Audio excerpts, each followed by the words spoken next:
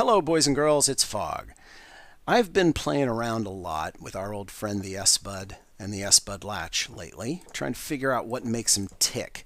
I've done a lot of thinking about this and a lot of experimentation, and I've done some reading up on the internet and asking around on Reddit, and I think I have some understanding about exactly what's going on in these guys, and I thought I'd like to share that with you. Now, bear in mind a lot of what I'm going to discuss today is conjecture and supposition. I have not gone and looked through the code, so I don't know for sure, but I think I know enough to at least exploit it a little better and kind of have an understanding. And if anyone out there knows any more about it than I do, please feel free to chime in and contribute to the conversation because I'd really like to hear it. So, without further ado, let's get started and let me show you some of what I learned.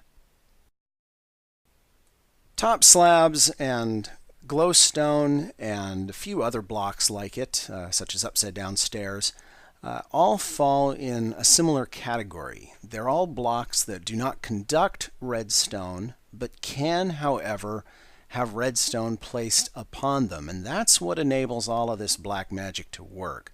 So let me demonstrate what happens here. If I throw this switch over here, you'll notice that lamp over there lights up. So that means the power can travel up through the top slab over to there, or through this redstone actually, not through the top slab. But if I throw the switch the other way, that lamp won't light up. So this is acting like a diode, in that it prohibits redstone transmission in one direction and allows it in the other. Now I think I understand why that is. If we throw the switch here, this redstone is powered, and this redstone up here is capable of receiving power from this block right there above the redstone and from the block that the redstone's actually in. So it actually receives the power from that block down there and transmits it. Fine, no problem.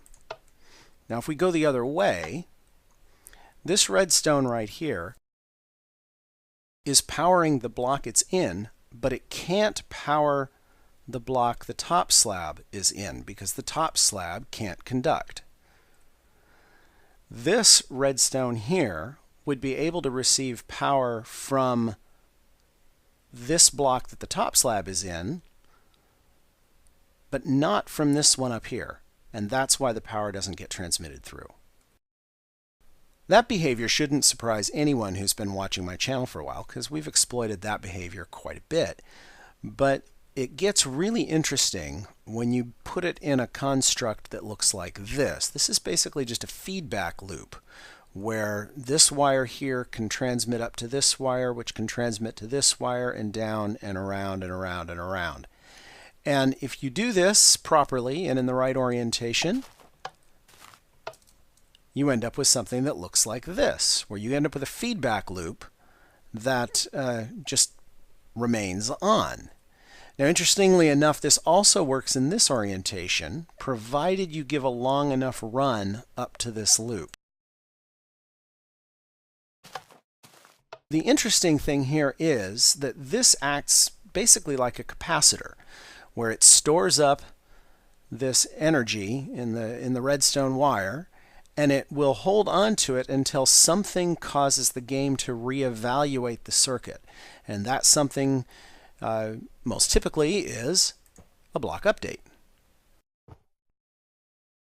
That capacitor is basically what's at the heart of our friend the S-BUD. You can see right here, this is our capacitor, this is our input.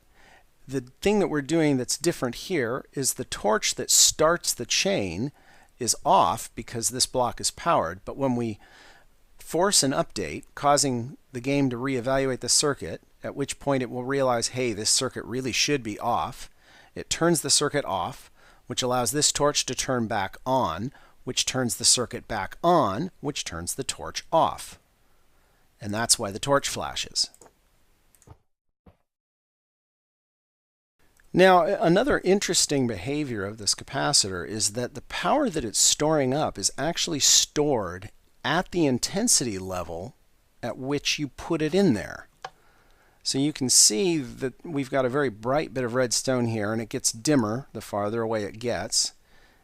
And when we walk away, watch what happens to our row of lamps here.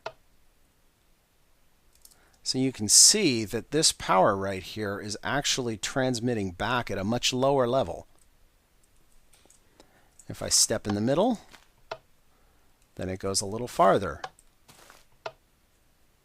Pretty curious. So I can imagine several potential uses for that. Now another thing that's interesting about this is if I step on this block here, watch what happens there. You see how that went out? Now the reason, of course, that went out is because this had a block update when I powered it, and that block update caused this to update, which powered it off. So what we basically have here is we have a latch, where if I trigger this one on this side, it retains the power. And now if I come and trigger here, that will cause an update which will release the power here, but it will store this power here. Here I've changed the orientation and I've extended the entry into the capacitors so that this will work in this orientation and you can get a better look at it. Here we have power. And now when I come and step over here, it will cause an update there, which will release this power, and this one will stay on. It's a very fast-acting latch, basically.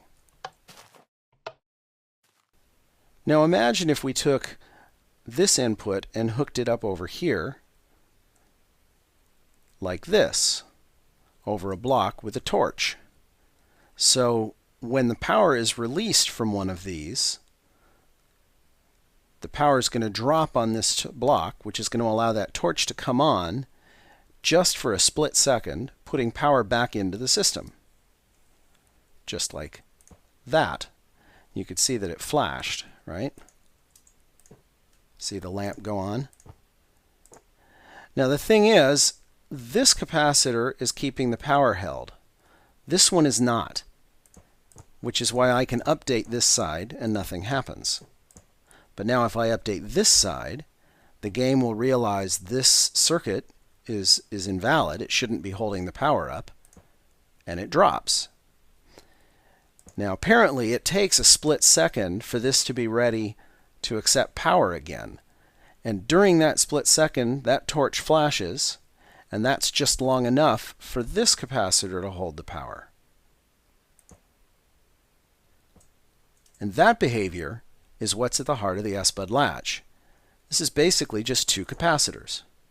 One capacitor there and one capacitor there, each of which, when discharged, will allow this torch to flash and allow the opposing capacitor to accept a charge. And there you have my explanation for what's going on inside the S-BUD and the S-BUD latch. My sincere hope is that Jeb and the folks at Mojang will realize how incredibly valuable this behavior is, and they won't take steps to remove it from the game.